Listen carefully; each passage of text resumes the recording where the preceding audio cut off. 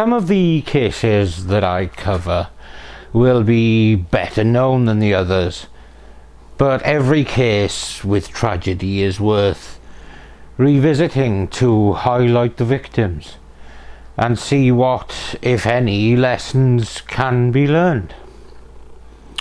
Today is one of those cases that most people, especially those with an interest in true crime, will at least be aware of. To my mind, all murders are unnecessary and tragic, and all murderers, to a greater or lesser extent, make me angry. But there are a subset of those murderers which far exceed that. Some make me so incandescent with rage that I want to rip off my own leg just to have something to throw at them.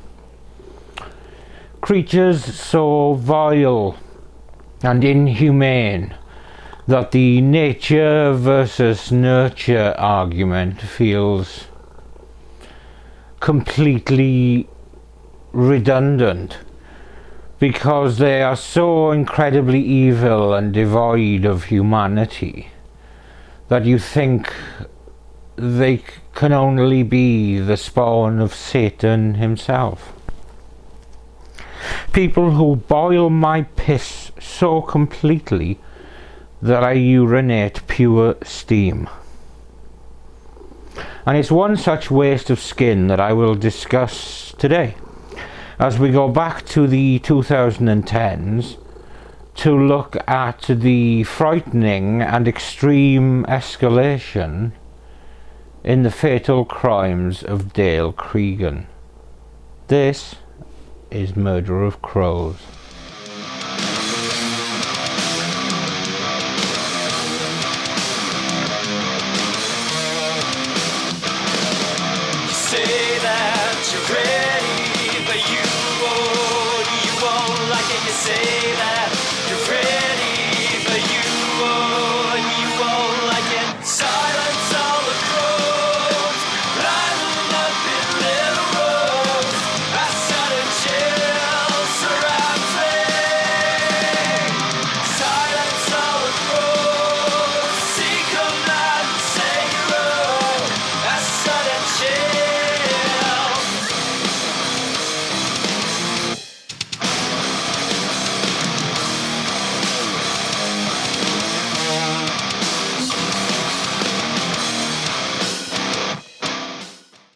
Dale Cregan was born on June the 6th, 1983. He was the middle child of three, with him having an older brother and a younger sister. His parents separated after his sister was born, and Cregan very soon developed a resentment of his father for leaving. And this resentment fermented and festered, leading to Cregan becoming a rageful child. Not quite the malevolent fuckwit he became, but the groundwork was there, with a seething anger bubbling near the surface of the developing child. At Little Moss High School in Droylsden, he soon began using and then dealing drugs, starting with marijuana. Alongside this, he started having more and more fights with other kids, and obviously chose the career path of the drug trade, seeing it as an easy way to make money. And his demeanour meant people rarely tried to rip him off. Cregan was becoming a young adult who would get his own way by fair means or foul. as well as aggression and drugs. Cregan completed the villain's trifecta with a growing interest in weaponry, starting out with knives but later moving on to bigger and bigger guns. And he began to establish a collection of guns, using his ill-gotten drug money to cultivate an arsenal while living in Tenerife for 18 months with his sister. A nasty piece of work with drugs and guns. What could possibly go wrong? By the age of 22, with his strict enforcing of his drug business, and was living the kind of gangster high life you could see in Guy Ritchie movies. It was around this time that he lost his left eye. He would brag that it was carved out in a fight while on a visit to Thailand, but the truth has never been known for certain about this. It was probably an accident with a Kinder Egg or something, but anyway, what this did create was an ominous look for a violent thug with big ambitions in the drug world. In fairness, when I saw the picture, I immediately knew it was someone I would absolutely not fuck with. But as you get to be a bigger fish, while the smaller fish do know their place, you also draw more and more interest from even bigger fish. After starting a serious relationship with a girl called Georgia Merriman and becoming a father at the age of 24, the couple moved to a large apartment in Droylsden. But this move took him into the territory of David Short, a known and somewhat feared wannabe gangster in Manchester. Somewhat surprisingly, for an aggressive arsehole with a sense of entitlement, a habit of intimidation, and a trend for getting his own way, the knowledge of each other's presence became a personal feud, which in turn started to become a turf war. There is also a rather convoluted story of how a thrown WKD bottle began the Manchester escalations between the Short family and associates and another criminal family that Cregan was known to associate, that being the Atkinson family. But suffice to say, there was a growing feeling of revenge and tit for tat growing in the area. For around 5 years, the various criminal factions coexisted with growing hostility and rising tensions. So it was only a matter of time until something happened to break the tension. Well, Cregan didn't just break the tension, he fucking annihilated it. On the 25th of May 2010, Cregan and a couple of his minions went to the Cotton Tree pub in Droylsden with a plan to completely decimate Short's inner circle. There was a shootout, and while 3 other potential targets managed to flee, Short's son Mark was killed on the spot. Funnily enough, this increased hostilities between Cregan and Short, but they were very different types of gangsters.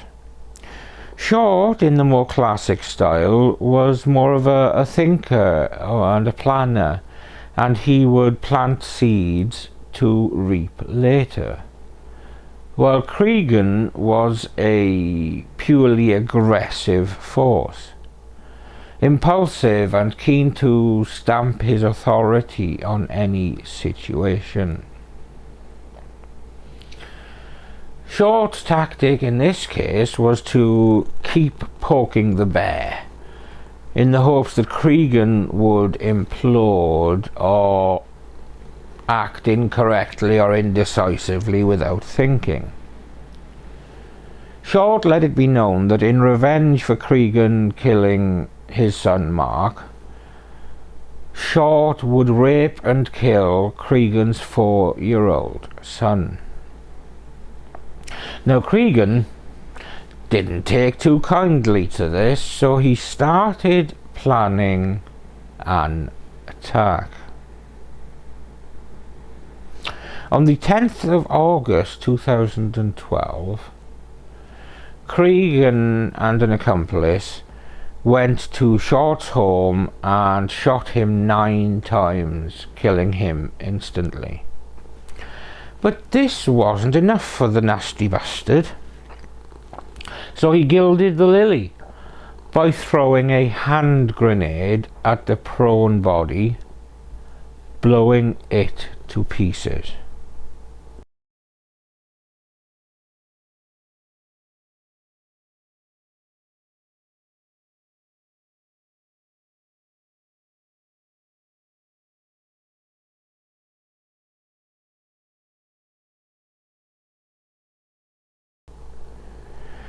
It was the first time that a grenade had been used on UK soil outside of warfare.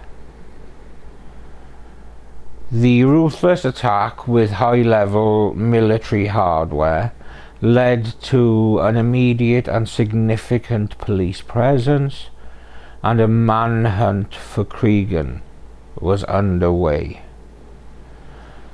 And the amped up pressure on Cregan led to a month of the evil thug unravelling before he committed his worst atrocity yet, leading to Cregan going from wannabe gangster to public enemy number 1.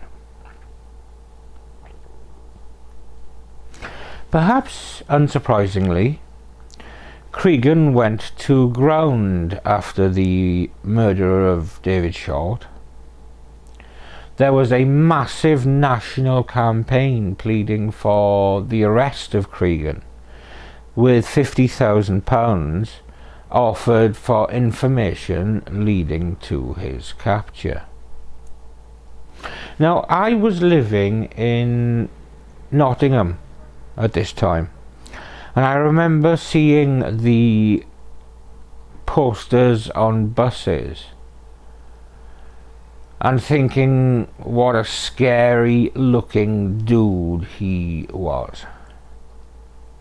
It was a persistent campaign, with his image even being shown in the ground before one of Manchester City's matches, but it had no real success in tracking down the vicious idiot. Cregan's accomplice in the crime, Anthony Wilkinson, was arrested on the 2nd of September, but from CCTV footage of the attack on Short, the police knew that the aggressor and driving force behind Short's murder was Cregan, so he remained the main target for the police. It would be over 2 weeks after the arrest of Anthony Wilkinson that things would come to a head. After receiving a call that was, at the time, run-of-the-mill, but with hindsight is absolutely chilling, a call came into the police about somebody having a window broken with a brick, and the resident saying that he'd seen someone running away at 30 Abbey Gardens. He ended the call with the chilling words, "I'll be waiting." Police emergency. Someone just threw a big concrete slab through my back window and ran off. What's the address there, please? 30 Abbey Gardens, Mosham. Did you see them? Seen one, yeah. Do you know them? No, I don't know. Okay. Do you know why they've done it? I haven't got a clue. Which way have they ran? What direction? Ran there. There's a field at the back, and I've just seen them running over the field. I can point it out to the officer. You didn't recognise him, no? No. And you have no idea why it might have happened?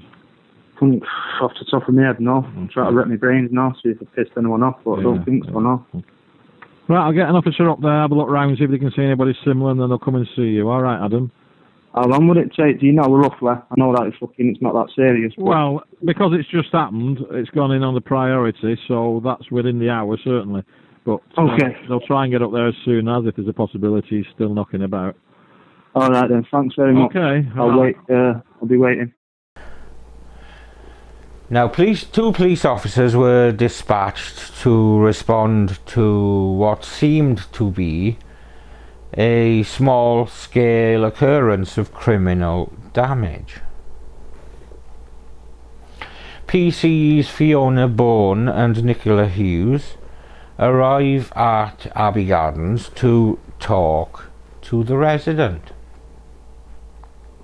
Upon arrival, and before even getting to the property, the two defenceless officers are met with a hail of bullets. As they walked through the small front garden, Cregan opened the front door and fired his Glock. Both women were shot in the chest, but their body armour prevented the bullets from penetrating their skin. The officers made a tactical retreat, but Cregan was in pursuit, firing shots that hit Nicola Hughes in the back, paralysing her. As she lay on her front on the garden path, he shot her 3 more times before turning his attention to Fiona Bourne. She was trapped in front of the living room window, and he fired 24 shots at her.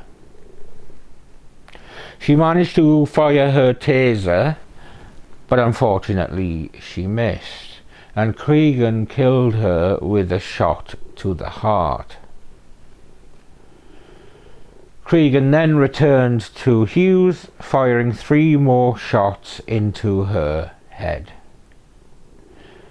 Before he fled, he left a signature or a calling card in the shape of a fragmentation grenade, which he threw at the women as they lay on the ground.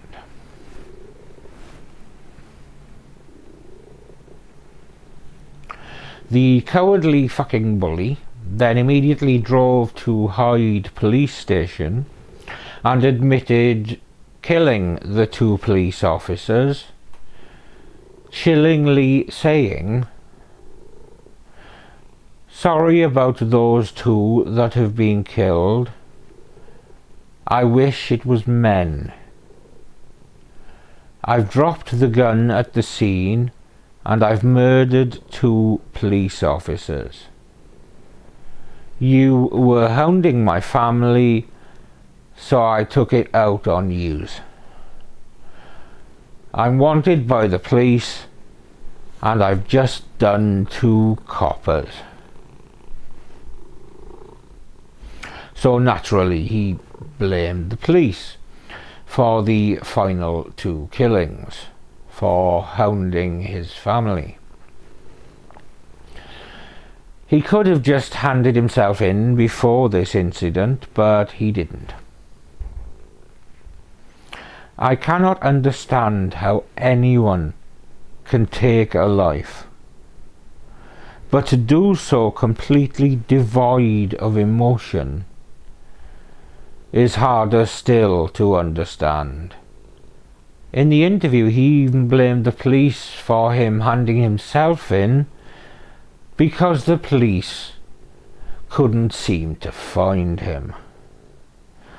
Oh, how the shitey have fallen. The tragedy that had befallen the police officers touched a nerve across the nation. Having escalated from an underworld squabble to the deaths of 2 unarmed first responders, led to an outpouring of public grief that was amplified within the police service, who lost 2 of their own.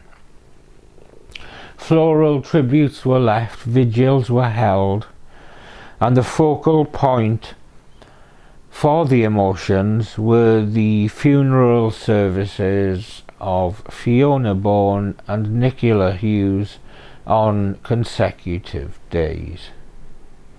Simply tragic. Cregan's trial began on February the 4th, 2013, and during the initial phases he was detained at the Manchester prison,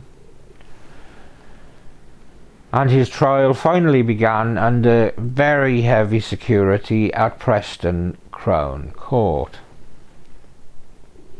Helicopters, cars and bikes accompanied the convoy that escorted him to the court from the prison. Police snipers were set up in the nearby buildings. This was one of the most high-profile and expensive trials that the country had seen in a very, very long time.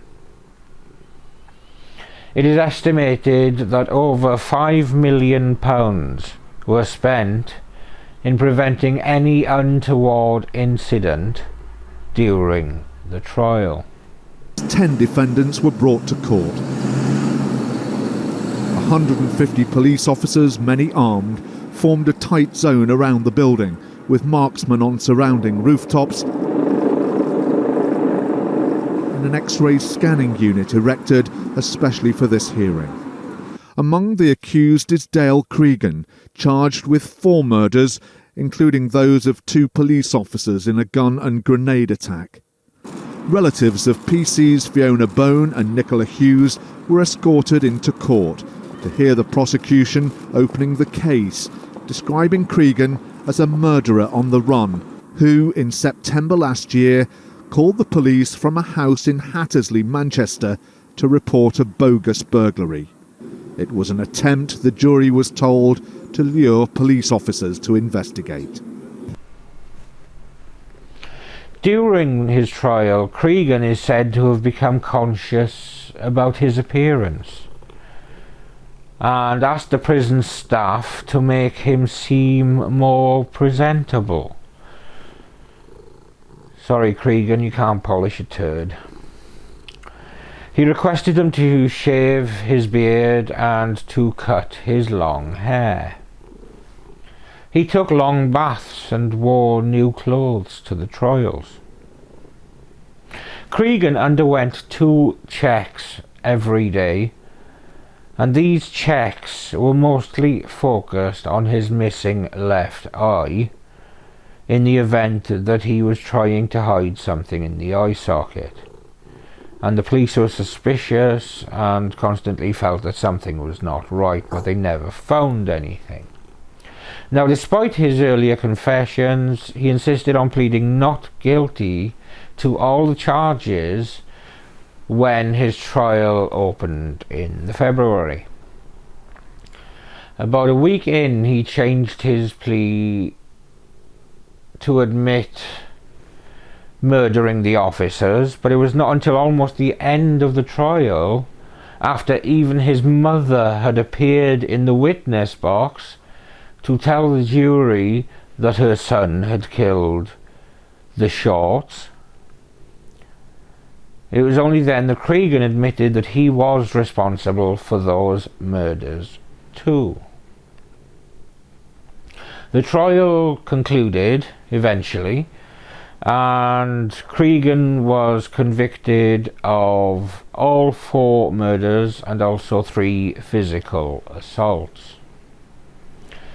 The gruesome nature of the murders that he committed had the court sentencing him to life imprisonment with a whole life order.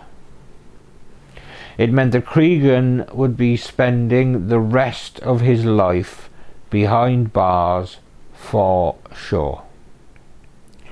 The final hearing took place on June the 13th, 2013.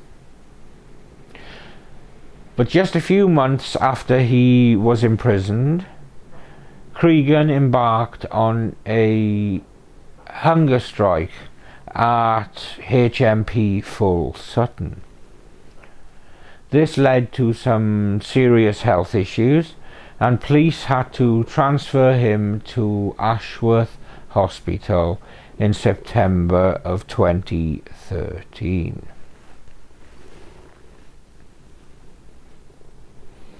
Should have just let him rot, if you ask me, but what do I know? Now, it was in the aftermath of the killings and in the information received at his trial that the level of Cregan's apathy towards any of his actions became chillingly apparent. While talking to a psychiatrist after his detention, his lack of feeling regarding the murder of David Short was laid bare, with the killer saying, "I shot David Short point blank in the head 3 times, but I would have preferred it if I would have used a knife. I felt calm before killing David Short, but afterwards a big relief rushed through my body. If I'd had time, I would have cut his head off and arms and legs. I would have gone and got a knife from the kitchen and used that."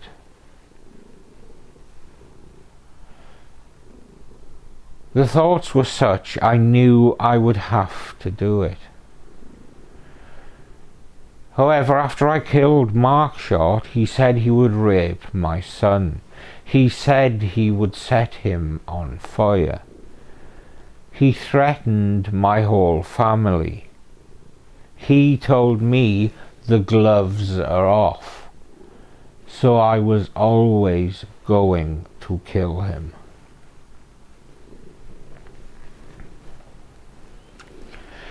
It was a measure of the man that his link to the Abbey Gardens address at which he'd planned to ambush the police officers was a tenuous one, but no less self-serving than any of Cregan's actions.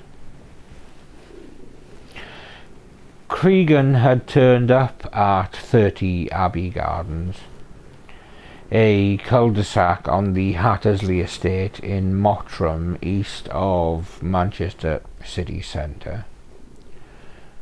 The householder was a man called Alan Whitwell, who just so happened to have once cut Cregan's hair. and that tenuous link was enough for Cregan, who barged his way in and demanded a crew cut before sending the barber out for beer and cigars. Before bedding down for the night, he showed off a hand grenade and his loaded Glock pistol. In a statement that was read at Preston Crown Court, Whitwell said he was horrified to be confronted by Cregan. Bit of an understatement. There was no way he was going to try to alert police, insisting that he did not even think of the £50,000 reward, saying simply, if someone has got a gun and a grenade, I will do whatever they want. Sound advice for life there, Mr. Whitwell. Cregan was, and is, clearly a poisonous, vindictive, rageful creature with no thoughts for anyone but himself. The very textbook example of a sociopath. I'm running out of ways to call him a nasty bastard, to be honest. Unsurprisingly, Cregan was given a whole life order reflecting his extreme cruelty and detachment. In life, there are very few people who deserve to be murdered, and while I don't believe Mark and David Short deserved to be killed, I have considerably less sympathy for them than I do for PC's Fiona Bone and Nicola Hughes, for obvious reasons. Therefore, this video will be dedicated to the memory of these two selfless women who were genuine innocent victims of the criminal who, more than nearly any other, desperately makes me want to drop the C-bomb. Because he is one, unquestionably. So here ends today's video. A desperately sad series of events, and my heart aches for all those whose lives were touched by this malevolent bag of shit. He was a knobhead, wasn't he? Wasn't he, Sam? Thank you for watching another episode of Murder of Crows. I'm Steve, and currently falling asleep is Samson, and we will see you when we see you.